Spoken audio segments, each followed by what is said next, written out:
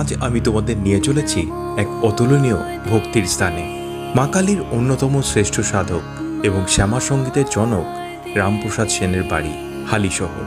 এই জায়গাটি শুধুমাত্র একটি বাড়ি নয়, এটি বাংলার ভক্তি সাহিত্যের এক জীবন্ত ইতিহাস, যেখানে মা কালীর প্রেম ও ভক্তি আজও অনুভব করা যায়। তাই এই স্থান শুধু একটি ঐতিহাসিক জায়গা নয়, এটি ভক্তি আর বিশ্বাসের এক জীবন্ত প্রতীক।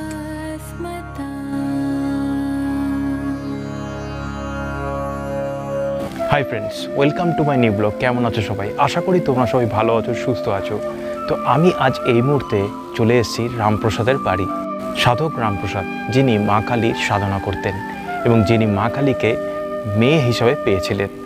রামকৃষ্ণ পরমহংসদেব, বামাখ্যাপা, তারা কিন্তু মাকে মাতৃ হিসাবে পেয়েছিলেন, কিন্তু রামপ্রসাদ সেন মা কালীকে তার মেয়ে হিসাবে পেয়েছিলেন। তো চলো আজ ঘুরে দেখা যাক এই রামপ্রসাদের বাড়িতে কি কি দেখার আছে এবং এখানে মায়ের মন্দির দর্শন করা যাক। শীতকাল কিন্তু আসছে, এই সময় কিন্তু পারফেক্ট সময়, যেই সময় কিন্তু বহু মানুষ আমরা ঘুরতে বেরোই।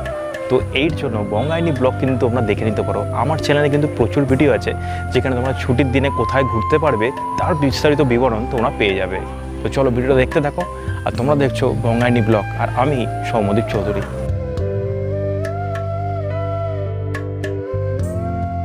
আমি এখন ট্রেনে চলেছি হালিশহরের দিকে।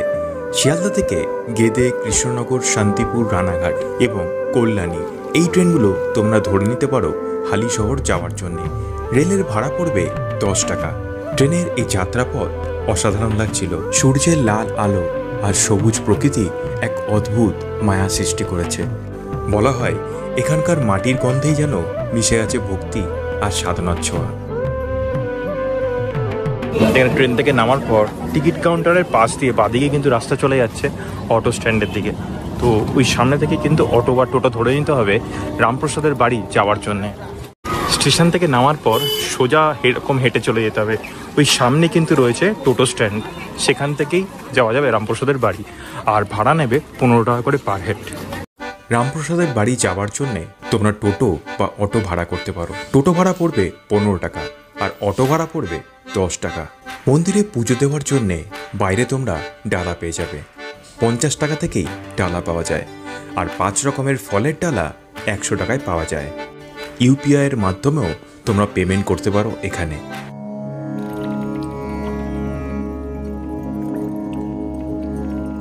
আমি এখন রয়েছি রামপ্রসাদের ভিটে বাড়ির সামনে। এই স্থানটি সবসময়ের জন্য খোলা থাকে। এই গেট পার করেই ভেতরে প্রবেশ করতে হবে। রামপ্রসাদ সেনের জন্ম 1718 সালে। এক অসাধারণ কবি ও সাধক ছিলেন তিনি, যিনি সংসারের দুঃখ কষ্টের মধ্যেও লিখেছিলেন অসংখ্য শ্যামা সঙ্গীত, এবং মা কালীর প্রতি প্রেম তার কখনোই কমেনি। তার মা কালীর সাথে সম্পর্ক ছিল যেন মা আর ছেলের মতন। তিনি বলতেন, আমার মা কালো রে, আমি কালো রে। তার গানগুলো কেবল ধর্মীয় গান নয়, এগুলো ভক্তির কবিতা, যেখানে একজন সন্তান নিজের মায়ের সঙ্গে কথা বলে। এই সরলতা আর এই ভালোবাসা, একেই বলে সত্যিকারের ভক্তি। সাধক রামপ্রসাদ সেন এই পুকুরেই কিন্তু স্নান করতেন। বর্তমানে এখানে নামা যায় না, বর্তমানে এটি পুরোটাই ঘিরে দেওয়া হয়েছে এবং বাঁধিয়ে রাখা হয়েছে, এবং সামনে একটি গেটও রয়েছে। আর এখন এই পুকুরে প্রচুর মাছ কিন্তু দেখা যাচ্ছে। রামপ্রসাদ সেন মা কালীর উপাসনায় নিজের জীবন উৎসর্গ করেছিলেন। এই বাড়িটি, যেখানে আজও রামপ্রসাদ সেনের স্মৃতি বেঁচে আছে। বলা হয় এখানে তিনি বহু কালজয়ী শ্যামা সঙ্গীত রচনা করেছিলেন, যেমন অকাল সংসার, নাহি পারাপার, আমি যদি ভুল করি মা, সকলই তোমার ইচ্ছা, আমার স্বাদ না মিটিল। এমন অনেক কালজয়ী শ্যামা সঙ্গীত তিনি রচনা করেছেন। এখানেই মা কালীর উপাসনায় লীন হয়ে রামপ্রসাদ সেন রচনা করেছিলেন এই অমর গানগুলো, যা আজও আমাদের মানুষের হৃদয় ছুঁয়ে যায়। এই গানগুলো কিন্তু কেবল সঙ্গীত নয়, এগুলো ভক্তির অমর নিদর্শন, নয়তো এমন সৃষ্টি অসম্ভব। এই স্থানটি এখনও সংরক্ষিত রয়েছে ইতিহাসকে কেন্দ্র করে তার ভক্তদের ভালোবাসায়। প্রচুর বড় বড় মাছ কিন্তু পুকুরে রয়েছে, তোমরা দেখতে পাচ্ছ। এইখানে কিন্তু রয়েছে মা কালীর একটি মন্দির। এই মা কালীর মন্দিরে কিন্তু পুজো দেওয়া যায়। আর এখানে ক্যামেরা করার কিন্তু কোনো অনুমতি নেই, তাই বাইরে থেকেই তোমাদের দেখাচ্ছি এই মন্দিরটি। রামপ্রসাদ সেন এখানে মায়ের আরাধনা করতেন। তখন কোনো মন্দির এখানে ছিল না, এটি পরবর্তী সময় নির্মাণ করা হয়েছিল।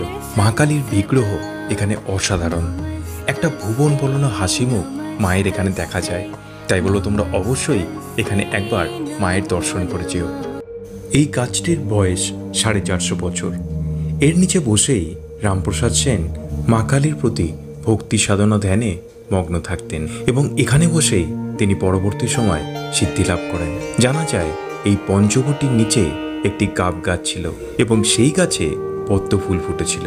পঞ্চবটি বনে বেড়া বাঁধবার সময় তিনি তার ছোট মেয়ে জগতেশ্বরীকে ডাকেন। সেই সময় তিনি আর তার ছোট মেয়ে সেই বেড়া বাঁধার কাজ সম্পন্ন করেন, কিন্তু পরে বোঝেন মা তার মেয়ে রূপে রামপ্রসাদকে দেখা দিয়েছিলেন।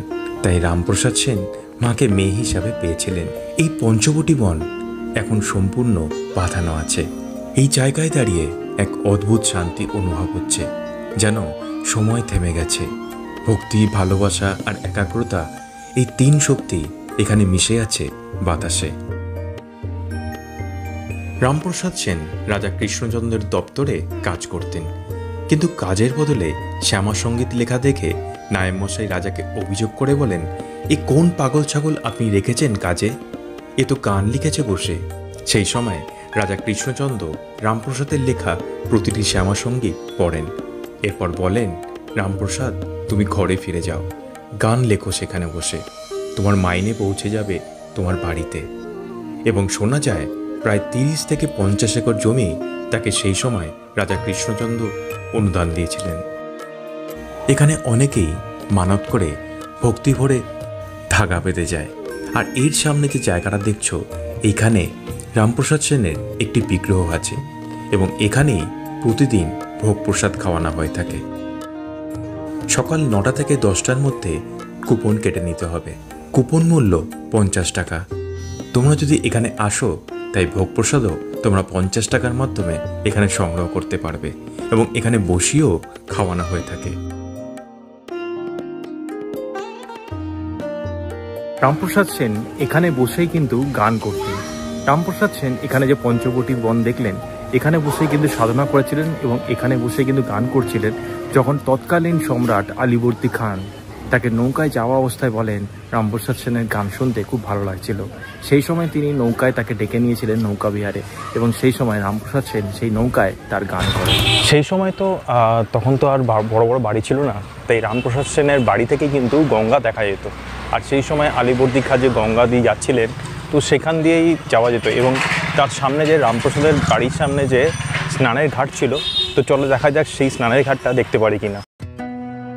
এই স্থানটি হল রামপ্রসাদের স্নানের ঘাট। বর্তমানে এখানে বাঁধানো হয়েছে। বাদিকে শিব মন্দির রয়েছে এবং আর একটু দূরে গেলে পড়বে একটি হনুমানজির বিগ্রহ। আগে এখানে কিছুই ছিল না, কিন্তু বর্তমানে এই স্নানের ঘাটকে সুন্দরভাবে সাজানো হয়েছে এবং সামনে যে এই সুন্দর গঙ্গার পাড় দেখছো, এখান দিয়েই একসময় আলীবর্দী খাঁ নৌকায় চেপে যাচ্ছিলেন। আর সেই সময় রামপ্রসাদ সেনের সেই গান শুনে তাকে আহ্বান করেন নৌকায় এবং শোনা যায় সেই সময় এই নদীপথে যখন রামপ্রসাদ সেন গান গাইতে গাইতে চলেছিলেন, তখন শ্যামনগরে ব্রহ্মবৈ মা বলেন যে কে যায় গাইতে গাইতে এত সুন্দর গলা? তখন রামপ্রসাদ সেন বলেন, আমার গান শুনতে হলে দক্ষিণে চেয়ে থাকো। তাই জন্য মায়ের মুখটা কিন্তু দক্ষিণ দিকে বাঁকা। যদি তুমি মা কালীর ভক্ত হও বা বাংলার আধ্যাত্মিক ইতিহাস ভালোবেসে থাকো, তাহলে একবার অবশ্যই আসবে হালিশহর। রামপ্রসাদ সেনের এই বাড়ি তোমার আত্মাকে ছুঁয়ে যাবে। এই জায়গা যেন তোমাদের ভেতর থেকে বদলে দেবে।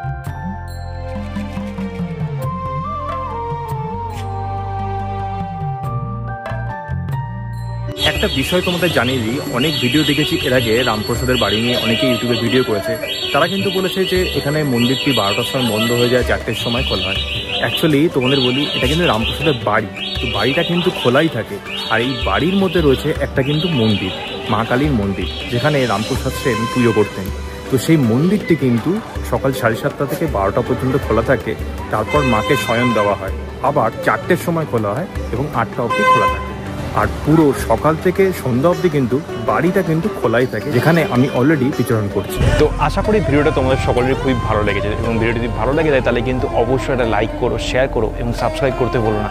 আর সাবস্ক্রাইব করার পর কিন্তু অবশ্যই বেল আইকনটা প্রেস করো, যাতে আমার ভিডিওর প্রতিটি নোটিফিকেশান তোমাদের কাছে সবার আগে পৌঁছে যায়। তো দেখা হয়ে যাবে নতুন কোনো ভিডিওতে, নতুন কোনো জায়গায় নতুন কোনো তথ্য নিয়ে আবার চলে আসবো। ততদিন তোমরা ভালো থেকো, সুস্থ থেকো। চলো, বাই।